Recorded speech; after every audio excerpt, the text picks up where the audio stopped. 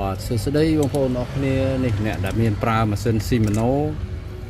ដែលផលិតនៅប្រទេសម៉ាឡេស៊ីម៉ាស៊ីននេះ Anos លេខ4000បាទបងប្អូនដែលប្រើម៉ាស៊ីនបែបហ្នឹង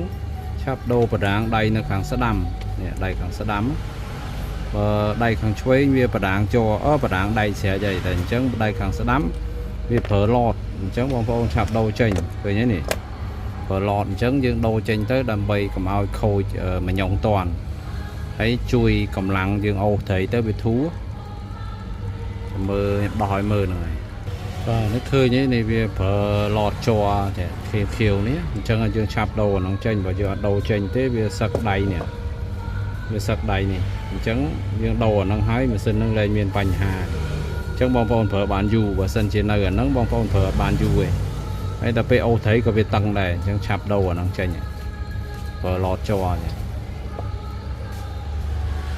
អានេះយើងជំនួសដោយបដាងដែកអញ្ចឹងឃើញទេអានេះជ័រអានេះដែកយើងដាក់កន្លែងនេះសំខាន់កន្លែងហ្នឹងកាលណាវាសឹកហើយធ្វើឲ្យម៉ាស៊ីននឹងមានបញ្ហាមកម៉ា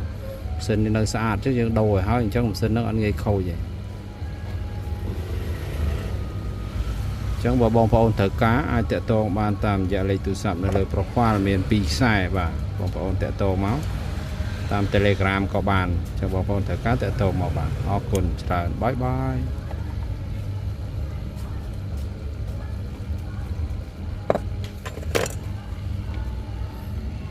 បាទហើយនេះឃើញធូរអញ្ចឹងបើបងប្អូនត្រូវការអាចតាក់ទងបានតាមរយៈលេខទូរស័ព្ទនៅលើ profile បាទសម្រាប់ម៉ាស៊ីននេះម៉ាស៊ីន Shimano Anos បាទ Anos លេខ4000